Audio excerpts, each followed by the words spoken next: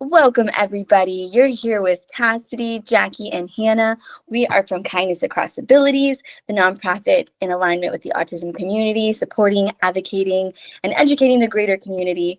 We're here to talk about one of our favorites, Ido Kedars. I hope I'm saying that last name right. Ido in Autismland, a story about climbing out of autism as a silent person. It's such a beautiful, magnificent book. If you haven't, I'm almost positive it's on Amazon, a lot of other platforms. You got to check out this book. The perspective shift is insane. So, Pretty sure I did buy on Amazon. So perfect. That guarantees. Yeah. We're going to just be talking about our favorite parts of the book.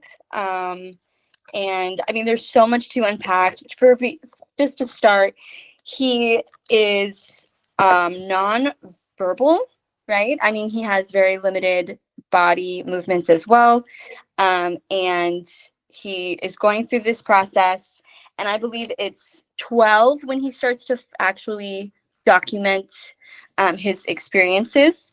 And he begins using a letterboard.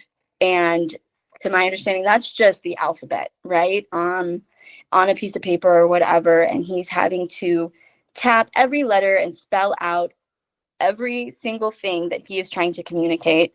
And he gives us a glimpse into his perspective that is just utterly life-changing. So if you guys want to start with any of your favorites, and then we can work through a little bit more. sure.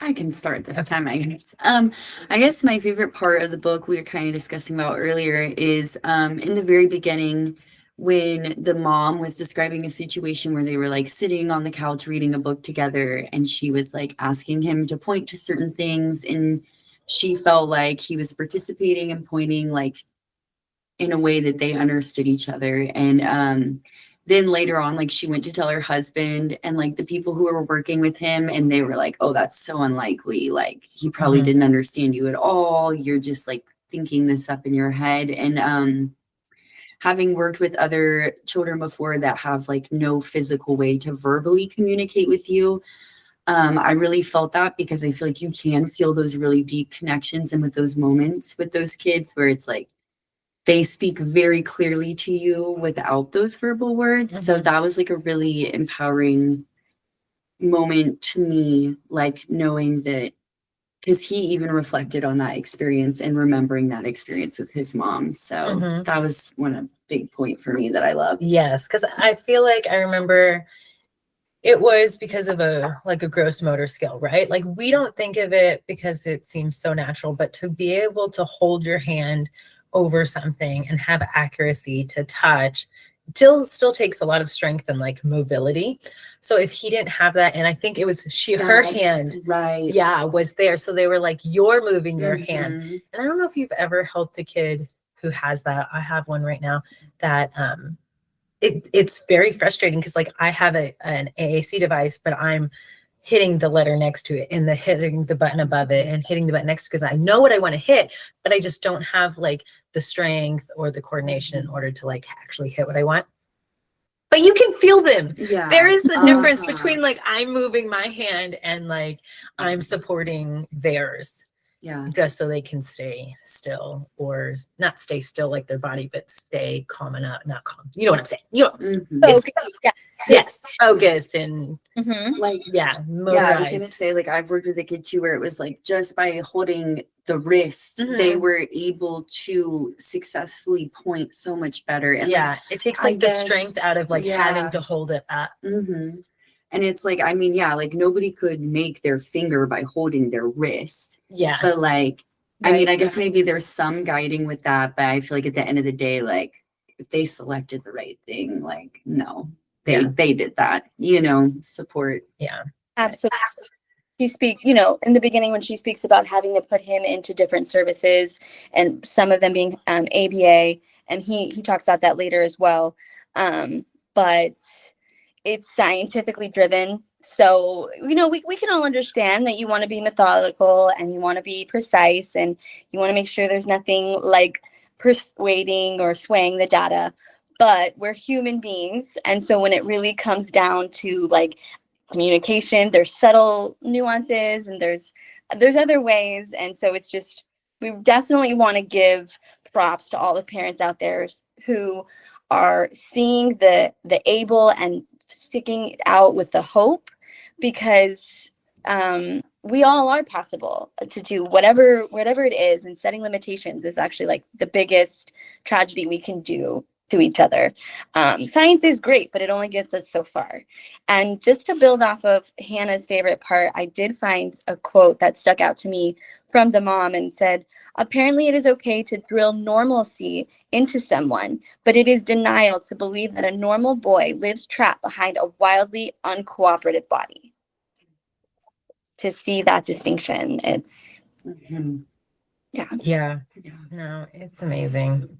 The parents are just doing a great job who keep advocating, because it's not easy, especially when you're being told by what you're being told is a professional and knows best or whatever. I'm really struggling with the idea that there's any professionals. Well, that sounds bad, but let me explain. Because like, if you're not autistic, how are you really 100%. citing these things or having the assessment? But I think we've gone into that before, because that's always my thing. Like, can you tell me how to help you so I can help you? Also, can you help me with my math homework? Touch on that a little bit, especially with the quality of life assessments that had to sort of augment those to reflect the values and perspective of autistic individuals. But yeah, even when we work with various topics of assessing children and onboarding them into the ABA process, it's sort of like we see it so many times with like eye contact. And Ido talks about that as well. And I don't know if you saw, we did make a post on our social media about that too. That could be very frustrating and agitating and sensory overwhelming for children, whereas they can hear us just as well without looking at us. So why can't that be good enough? Yeah, because all of us have even done a task where someone's talking to us and we're answering, but we're working or doing something else, and that's fine. So, and I think it might have been in the other one, but they were teaching them to look somewhere else, like look at their forehead or look at their chin or look at their cheek. So it's like you're not as uncomfortable, but they feel like they're being heard. But I think a simple like, hey, I just want to let you know that I do hear you and paying attention. I'm just uncomfortable looking at you. So I'm going to speak in this manner that makes me most comfortable. Absolutely. Like, I think he points out like the lights that are reflected off of the eye, so it's like that becomes a punishment where look at me, even though it's challenging for you.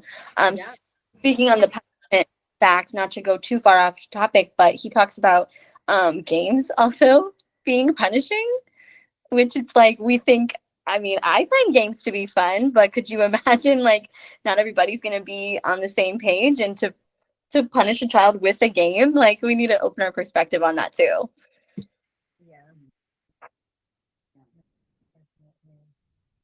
And even on to back to the ABA point of ABA, I think a little bit being misunderstood, but being scientific. The board is saying that you should also think about like, what is it harmful to the child? So like OT comes to you and they're like, this person focuses better with a sensory bin, having the option for break time. And you're like, okay, that's not a scientifically proven like procedure, but does it harm them? Yeah. By adding it? And it probably would harm your relationship with the collaboration between you and the OT, because they're like, I just tried to extend some advice as you extend to me, and you're not taking mine, but I'm supposed to take yours. And having that kind of conflict, and they're like, that's also not worth it. If it's not harmful to the child, why not try it? And then you can track how many challenging behaviors we have while using the sensory bin, and then it could be scientific. So just thinking about it outside of our little bubble box. Yeah, absolutely. We can make anything potentially into a scientific experiment. It's just about getting out of the box and trying it, seeing how it goes. Great. Let's see. Yeah. So, okay. So that's hard too, is that he was receiving services from a company to help him. That was the goal. But they are speaking about him and talking about him as if just because he cannot vocally communicate, they're basically treating him as if he cannot process language. And that is one of the pieces that he brings to our attention, when he's like, just because they can't vocally respond, is it's foolish to assume that don't understand you, because he's actually very intellectual and had some big profound ideas for a 12-year-old, where he says it's not fair to assume that because nonverbal autistic people have no means to convey their thoughts, that they think in a limited way. Or they have no comprehension to their thinking or to the vocal listening responders around them. Like, they, I think you could assume the opposite and presume that they can. And then that should guide your language. And even like if you're going to talk to parents about something, you could be like, you know, let me know if this is true, but I feel like sometimes you might be frustrated in this scenario or whatever. Like, make the conversation with them and not about them. Yeah. I think that's a really important piece. Be like, slap me if you disagree. Right. Throw something at me. And to throw shade, or like if you yourself are a professional and you're like, oh snap, I've been doing that. Let me speak from the heart. I've done that. And what happened? A child acted out later in that session. And then I sat with myself for a moment and I was like, I did speak about his behaviors in front of him. Probably didn't like that. So we all do that. We just have to, be more mindful. Yeah. Everyone in any field can grow and expand. And I think that's why as much training as possible, because my brain is going to think how it is going to think, and it does help to have someone else be like, but what about this, or what about this? And I like that.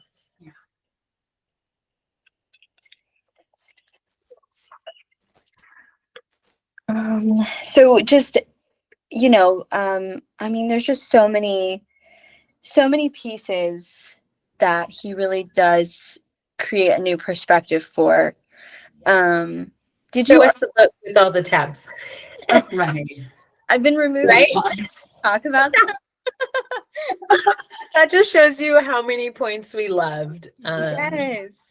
Because thinking about it from like, okay, what as a nonprofit, we want to know what we can do to better educate the public as well. And so for me, we have some exposure to autism through our professions, and other facets, of course.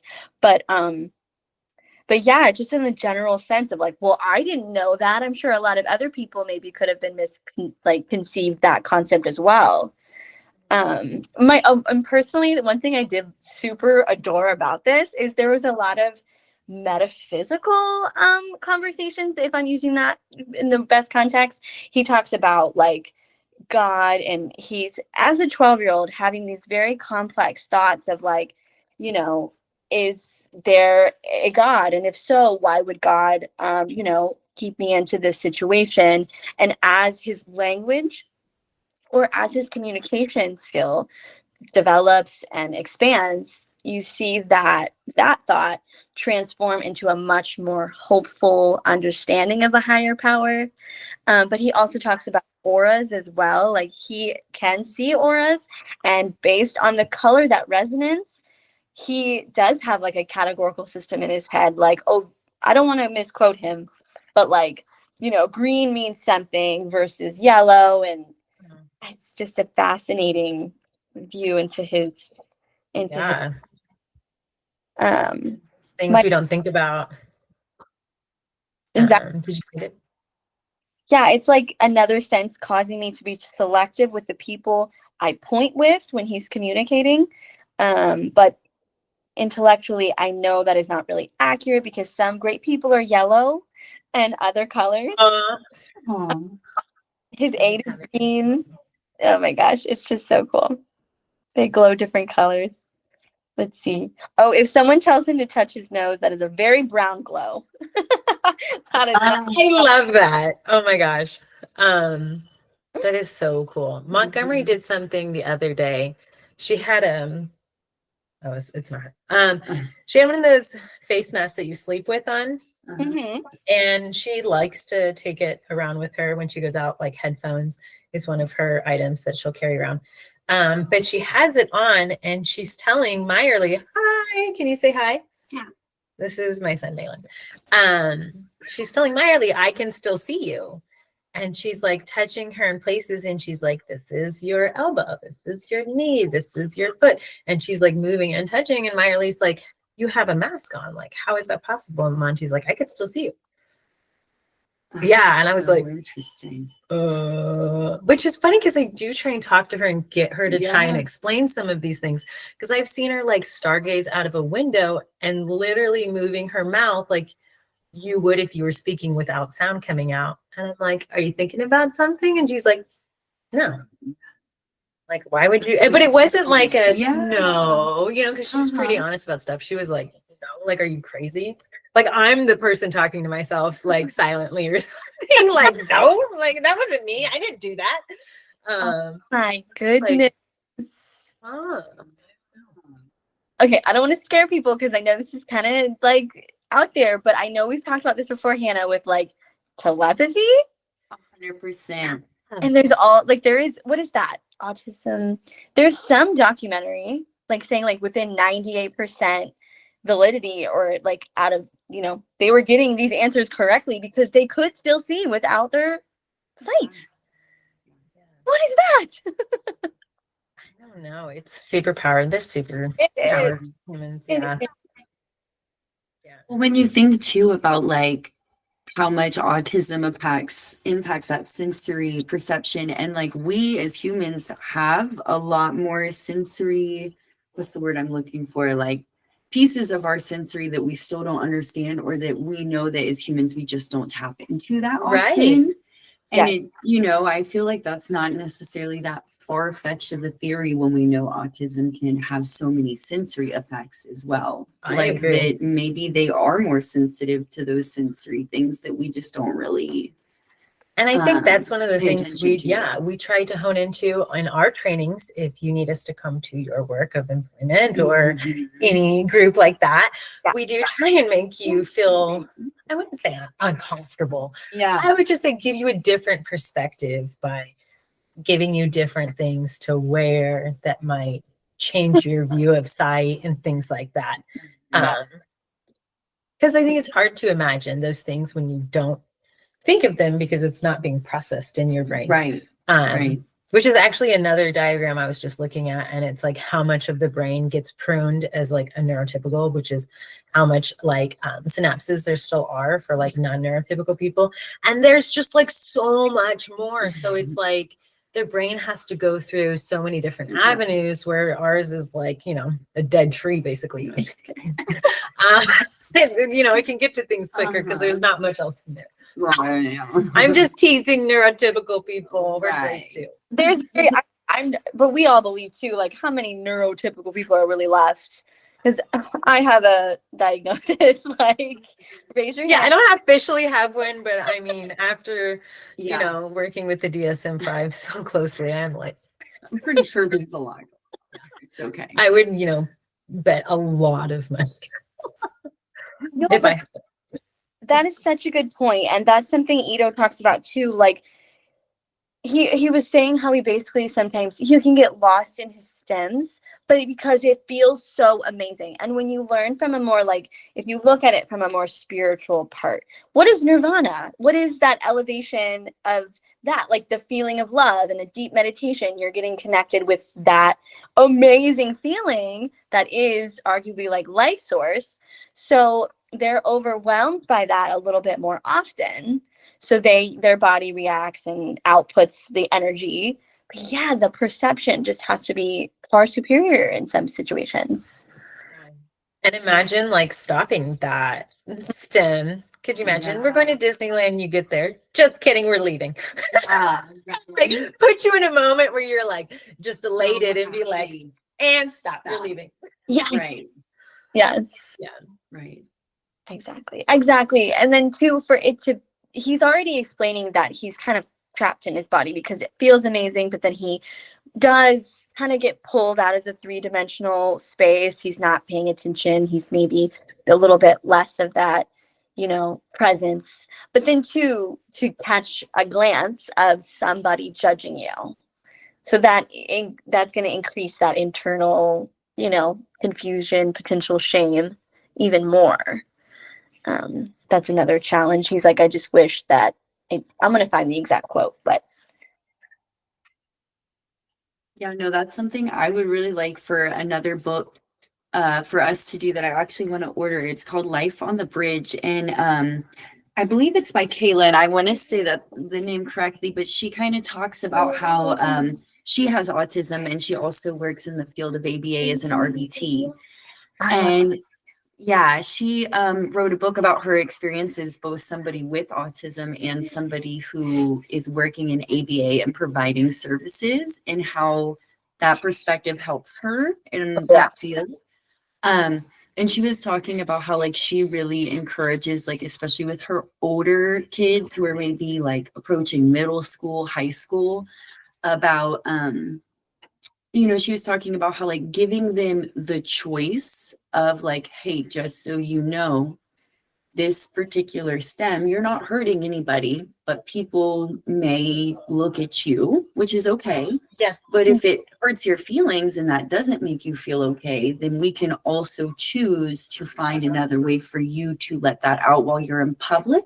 Mm. And then when you're in private, you can, but she was saying like trying to be open about that conversation, like not misleading them, because yes, of course it is okay if they're not hurting anybody for them to do it, but they probably will get stared at and they probably will get judged, and giving them that choice before it's happening. Yeah, or just the awareness of like, hey, when you see this, so they're not like, what is that person looking at? Why are they looking at me weird? Yeah. It's less of a puzzling moment. It's more like, oh, okay, this is what she was talking about. Right. Yeah. Right. And trying, be more open with the individuals about why we would want to work on it rather than forcing somebody to work on it, giving it as like a choice. Or like if it becomes bothersome to them, like if they report saying that like, hey, sometimes when I'm doing this STEM, it's like I'm not able to reel back in. I'm losing too much control even over myself. Mm-hmm.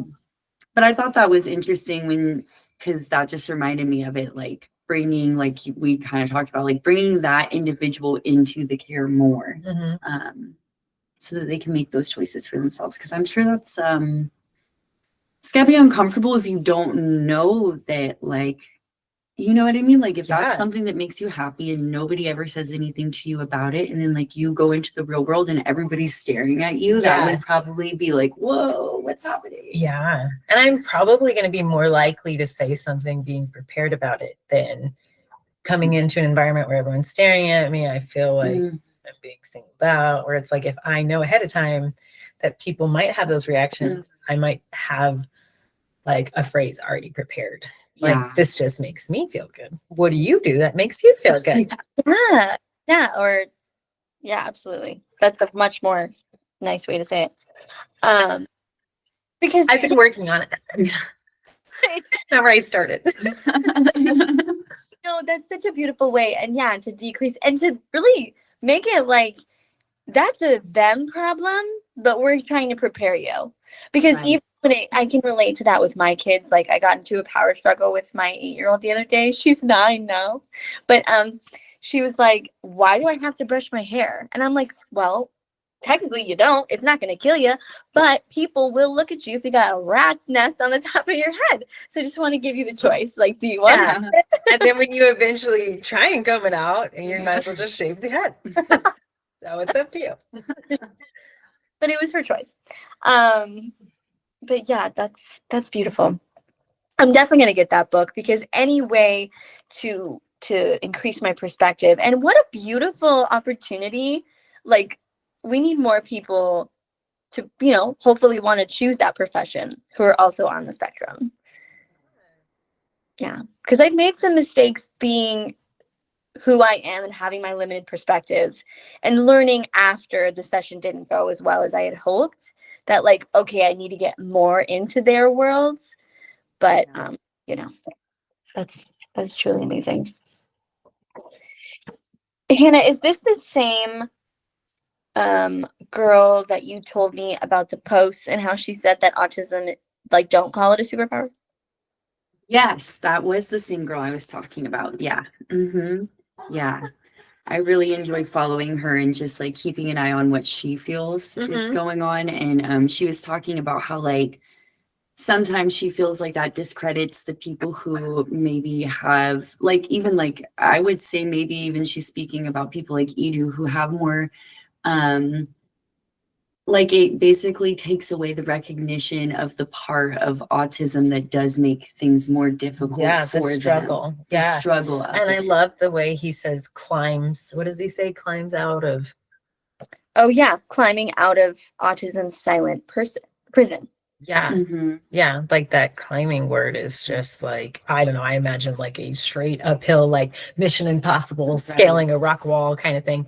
But yeah, I've seen that perspective a couple of times now. Like, don't say there's autism in everyone because just because you have your little quirks and maybe you're not actually autistic and you're taking away from like my struggle. It's not just like, oh, I'm particular about my chips. It's a lot more. Yeah.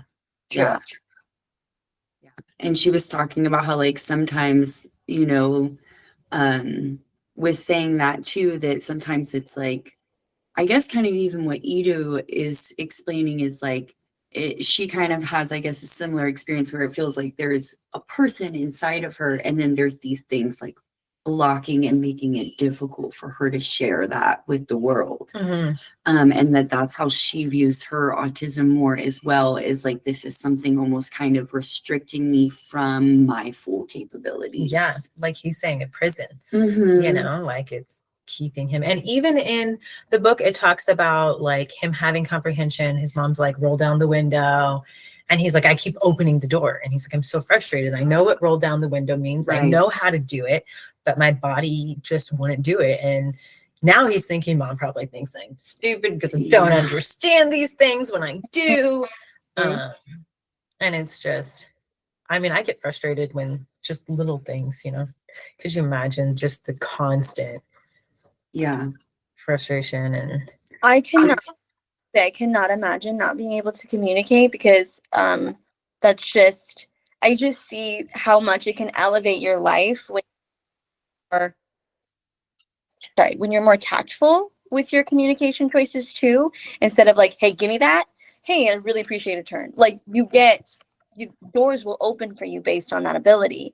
And I've just been so gratefully given that gift. I mean, to even conceptualize what that would really look like, to have to meticulously tap out what you are trying to communicate, the patience, the dedication, knowing how to spell. I'm like, I couldn't have done that one. I have made it very far with the spelling. Amazing vocabulary. It's incredible. I mean, that just can give us all a greater sense of gratitude for our abilities. Right. Wow. And you to have the apraxia on top of it. But and then to be dealing with issues of apraxia and dyspraxia as well. I mean, that's a modern, I know that superhero needs to come with tactfulness, but like the discipline and dedication, the ingenuity and innovation, I feel like those are qualities of superheroes, and they are choosing to persevere. There you go. Maybe they just have their, like every superhero has like a kryptonite, right? They have their same struggles. Or even looking at it from like maybe not like a superhero that's like magical, but like someone who's overcome so many challenges. I think through those challenges, you're naturally going to have more lessons learned. You're going to be stronger physically or emotionally. You're just going to have more experiences already navigated under your belt because you kept going. Yeah. But they're amazing. Yeah. All these kids, tremendous. Yeah. Very, very amazing. Yeah, so I wasn't able to find a couple of the quotes that I wanted to elaborate on, but one thing that just kind of makes me feel like this is where we can continue to be mindful in our practice and support individuals is how he does talk about initiation disorder, and like how that is highlighted in the criteria with when diagnosing autism. But it is a stupid passivity that makes me rely on input from others rather than myself. So it's like where stem prompting, can be, that's where prompting is beneficial. But then too, that comes with a little bit of mental anguish, but then too, to be experiencing feelings of feeling hot and being sweaty and wanting to take the blanket off. But struggling with that. That in itself is another version of like the prison too. Yeah, and just knowing them well enough, like your close care team may know you well enough to be like, oh, hey, still got checking on, and that kid runs kind of hot all the time. Like, let's get that check it off, and you could like see the cheeks are red or something. But outside of your close community, if you don't know them well, like, yeah, I think that's what makes me so nervous about the autistic community's future, is that like we don't have enough support now. I don't want these 5-year-olds, they typically have someone there who's like, let's there's move a you mom along. right There's there. a caregiver who's like, I know that you may not take off your jacket outside or put it on when it's cold, things like that. But as an adult, like if you still need that help, who's gonna be there that knows you and cares about you enough to take that time? Right. So my mind goes, okay, so they way to communicate that need, but then when you look at apraxia, it's like he had to really put in the work and have the support, of his family. Yeah, that's something that's going to need a lot of creativity to really make it a much more tangible solution, like readily available solution. Absolutely. We're getting all sorts of visits. Yeah. Before you said visits of my kids. Now let's see. Who's that one? That one's Thea, but she's like, oh, hey, sorry. She's like, oh, it's my dog that's been the most distracting. I understand that. That's funny. I haven't heard her. Okay, good. It's just in here. She's like silently begging for attention. Oh, Sienna's lying behind us too. She's a bright girl. Oh, okay. Your next video is just the dogs. I'm so happy I popped into this one because this is definitely one we can get into. I don't feel especially motivated about my socks, so the skill can't. Like how I know it interferes with my independence, so I should care, but I get no immediate pleasure from it. And he doesn't work well from goals that are going to be beneficial 10 years from now. Finding that motivation. Yeah. Let's work Honestly, on what I feel works. the Yeah. same. I'm like, right? It's like- Something's just not motivating Yeah. enough. It's like I have my Crocs, like honestly, what do I need? Wait, which one? Crocs. I got Crocs. Like, do I need the socks? Oh, yeah. And again, being socially significant, like I'm at a point where I'm living with my parents or something, and they're able to put on my socks for me. Who was it? I was listening to this podcast, and she was talking about, I think I spoke of this in another video, where it's like to her, she's like, well, she needs to learn how to feed herself because that's like socially significant. That's important. And they're like, no, she doesn't. Like, look how many family members are around her. Someone will feed her. We need her to, she needs more independence in other aspects of her life. But feeding is like, and I believe this individual is like in a wheelchair, and she's like, that's one of her closest moments with another person is while she's being fed. So no, we don't want to work on that. It's a bonding experience. Yeah, and good for like the caregivers. Like, you guys should speak up and be like, actually, no, I don't want to work on that. I actually made that mistake the other day because we were trying to add food into a kid's repertoire, right? And this was a goal that parents had spoken about and were interested in. And so we were trying to expand this. And then I was like, but the family culturally doesn't eat more than these foods. Mm. So why expand it? Like, the rest of the family is eating these, 8, 10 lists of foods. So like, why are we teaching him to eat strawberries? Yeah. Like, it Yeah, seems like yeah. a struggle that doesn't make sense because the family's not trying to go out and buy this additional food Right, or right. eat food that maybe no one else is interested in eating.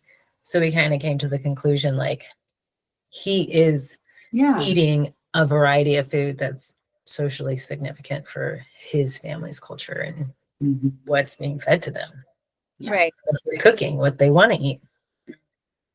Yes.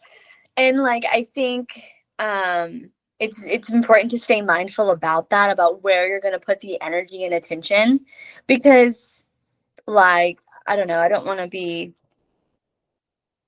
to communicate this with tact, but like if we're just trying to support deficits and that's like our main goal as a nonprofit, there are deficits in a multitude of areas across the community. And so, whether you're on the spectrum or have a different diagnosis or just a regular child, like, I mean, economically, there could be a million different variables that you'd want to pour love and attention into. And so, to just try to like scaffold, like for me, a perfect effort is just scaffolding everybody to a relatively equal playing field so that once opportunities propose themselves, that individual, if they feel inclined, they can reach and go and find that independence and like fulfilling life. So yeah, like if they're already consuming food, that's such a good point. Like you could focus on a multitude of other places and areas. Or like even if I've worked with clients before and I'm not trying to judge the experience, but it's just like I I'm so motivated by this story because helping children out of what feels like a prison is a much bigger passion of mine than like, oh, your handwriting isn't that great, so we're going to continue to perfect that skill.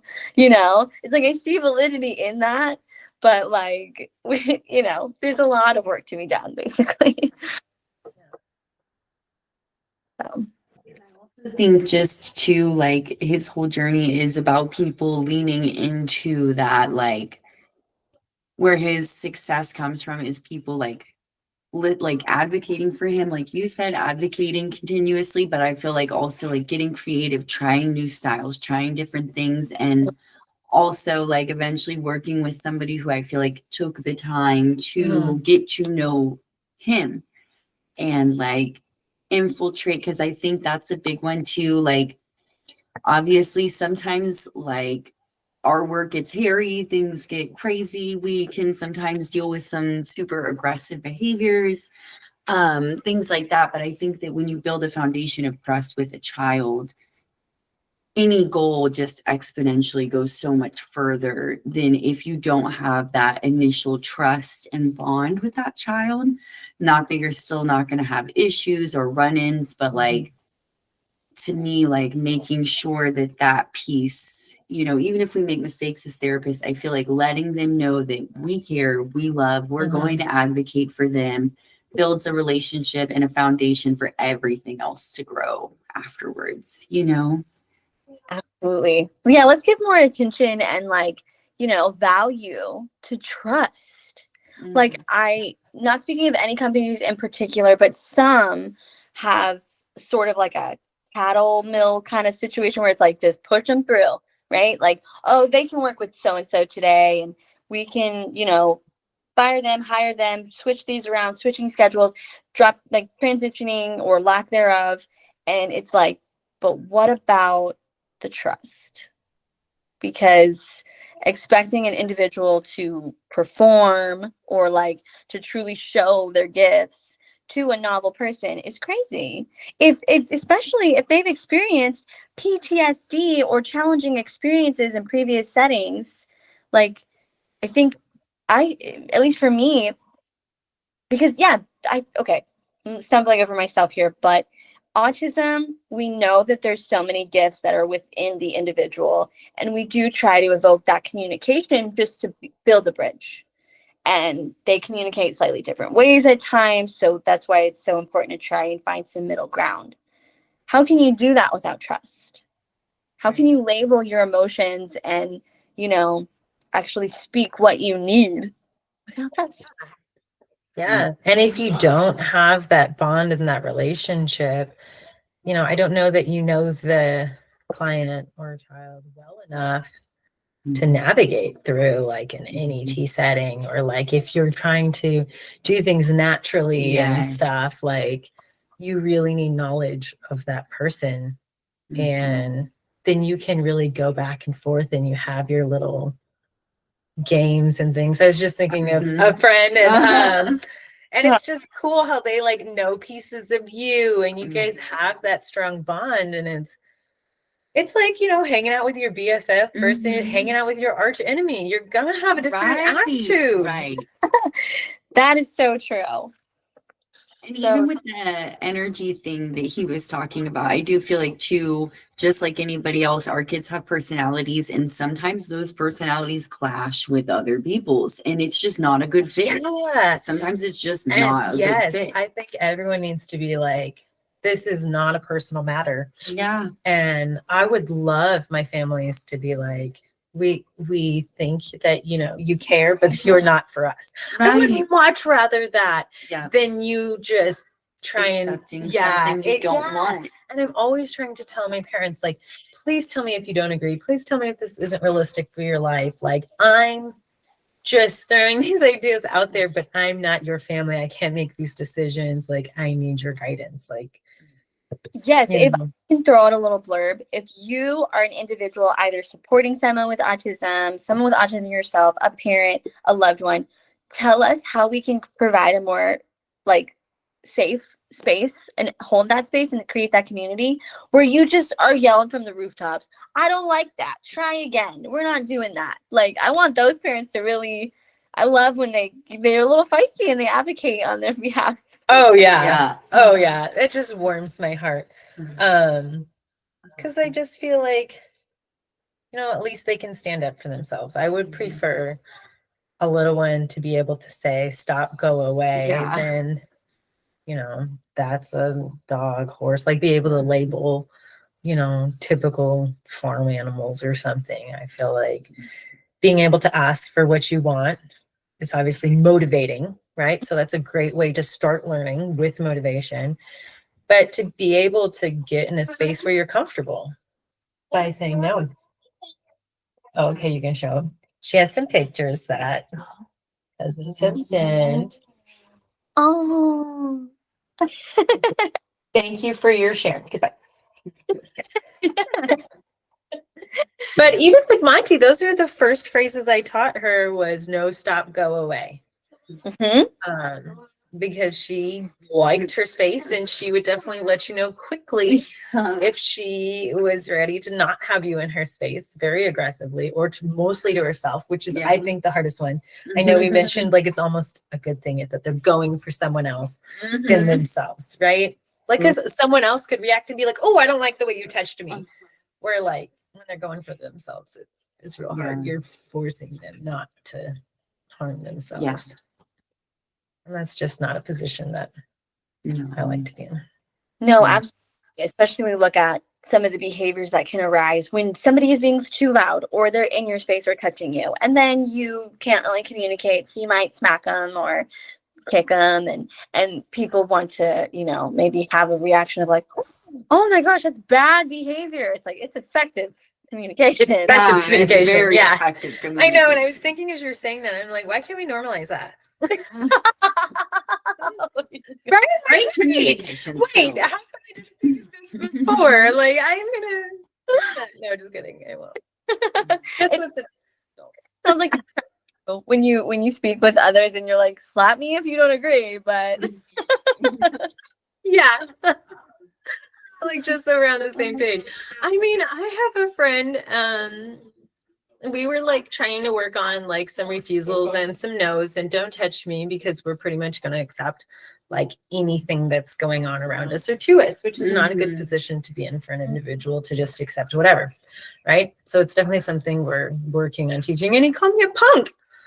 And I was like, I loved it. I was like glowing. I was like, thank you. I'm just a punk. Yes, you are correct. Like, I get that. I'm going to leave you alone now because you obviously did not like me in that moment. I get that. Because I wouldn't have liked myself either in that moment. And but we're good. Like, right? We're cool. He trusts me. We have a good relationship, things like that. I think that's where you can get into those like funny pockets of humor. You know, we're doing this out of fun. We're playing and, you know, maybe irritating you a little bit. And that's typical life. And even in the book, he's like, a lot of people give her a hard time or say harsh things about her, the one who actually like helped him through. And he was like, but I loved her. You know, she was a godsend. She may not be everyone's cup of tea, and maybe she was a little firm on him, but like maybe that was how he received it better. Or obviously he felt more comfortable that way if he kept going. Yeah. Absolutely. Because it just made me think of, I'm not saying him specifically, but some children who are maybe like above grade level intellectually, and then they sort of kind of like putz around because they're bored. It kind of felt like he was given someone who was like, no, you can do this, let's go. I think like stop crying, this is the best thing that ever happened to you, get over it, let's go. Exactly. I wish someone would have done that to me at the gym this morning. It was a lot of burpees and I didn't want to do them, so I took my sweet time. I was kind of hoping to hit time cap, but I got really close and I still finished. But I was like, yeah, if there's someone screaming at you, like, no, you could go faster, you probably would pick it up. It's motivating. Yeah. I also think too, sometimes for some of our kids, I think sometimes it is like, thank you, like, because a lot of times, like he's talked about, like people asking you to do things like touch your nose, and it's like, give me a challenge, like show me. I feel like almost like I feel like when I get to know a child really well, and sometimes I'm like, no, like I know you, we're going to do this. It's almost like, I know you're smart enough. Like I don't care what anybody else has to say about whether or not you're capable. Yeah. I know you're capable. Let's go. It's kind of like, thank you for showing me the respect. That I'm not simple-minded just because I can't verbally communicate with you.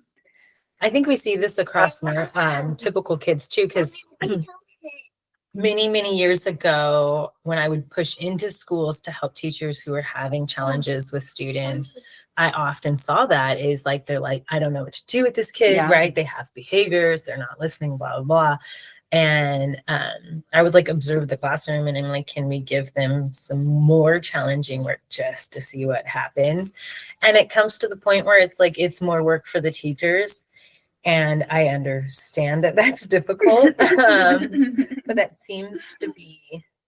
But I really don't want to come at the teachers and feel like I'm attacking you. I understand you guys are underpaid. You don't have enough time. You don't have enough resources. Who's training you? Oh yeah. But at some point, like, you know, where's the cost line? I know, because you don't want to, like, this isn't to speak badly about the teachers because they're doing work, but it's more of a, maybe we can just say a societal thing that we would like to see progressed, because too, in a school setting, maybe not every child needs an aid in there.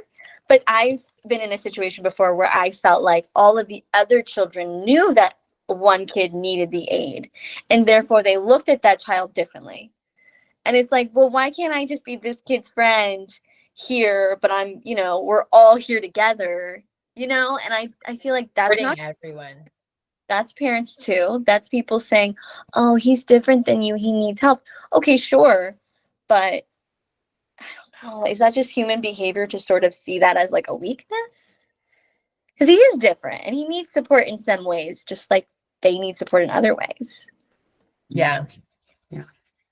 Yeah, I think just being collaborative and Mhm. being like, I think too, I know with one of our friends, we're trying to take this step back and like look at, you know, my perspective of myself, you know, doing that for each of the kids and understanding your strengths and understanding your weaknesses. And I've always said, I know my weaknesses and that's what makes them not weaknesses. Like, I understand I'm high maintenance and I'm terrible at math and I'm terrible with computers. So it's not a problem. Yeah, I know. Because I just find other people to do it for me. Yeah, or everyone knows that because I Yeah. vocalized it and they're like, you know what, let me take this over for you, or let me show you how to do this, or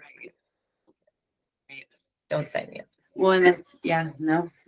And it's funny when you're saying that too about like even in neurotypical classrooms, it's like, it's one of those things when we step back and look at it, like we all have behaviors that are communicating something at different times, you know, 100%. Like, sometimes we're so, Thank you, Marley. You brought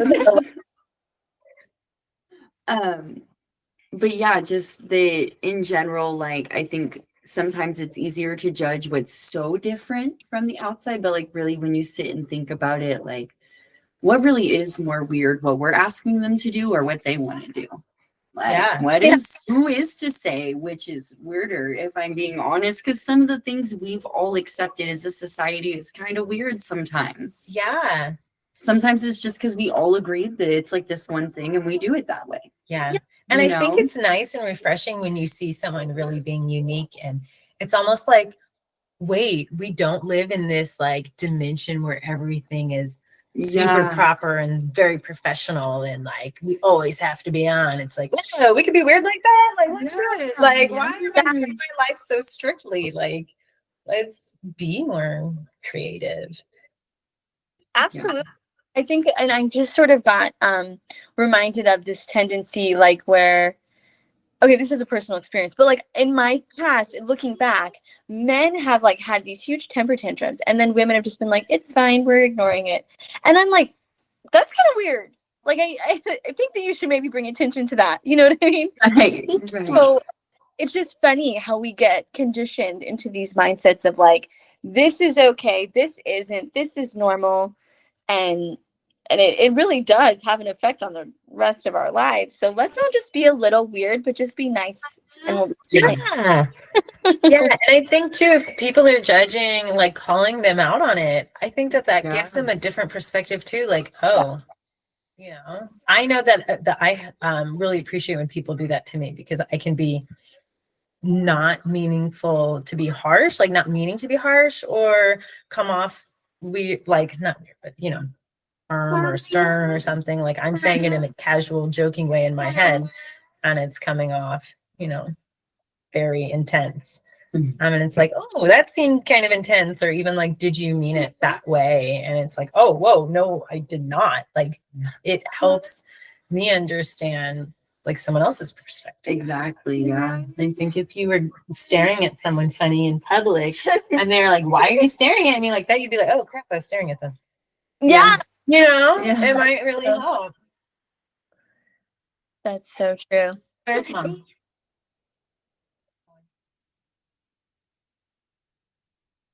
That will help with collaboration too.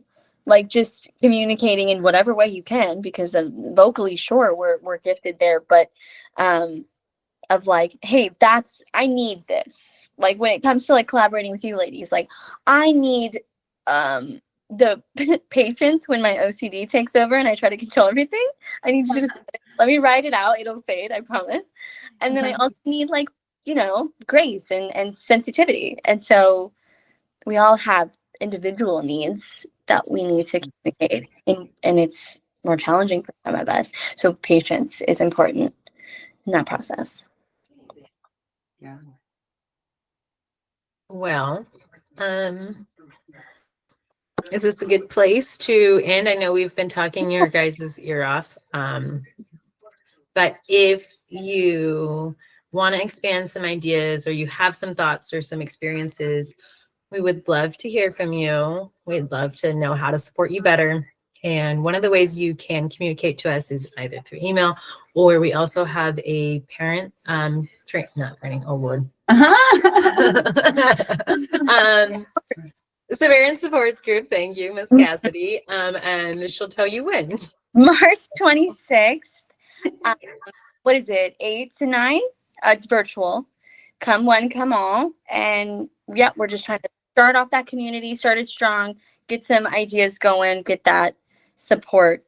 And before we sign out, another big, huge thank you to Mr. Ido and his team. So grateful for this book. So grateful for you. I hear that he goes and, does, reaches out to other people and is spreading his word. So we're just so grateful for your voice. Thank you. You do so much. Yes. And thank you guys. Bye.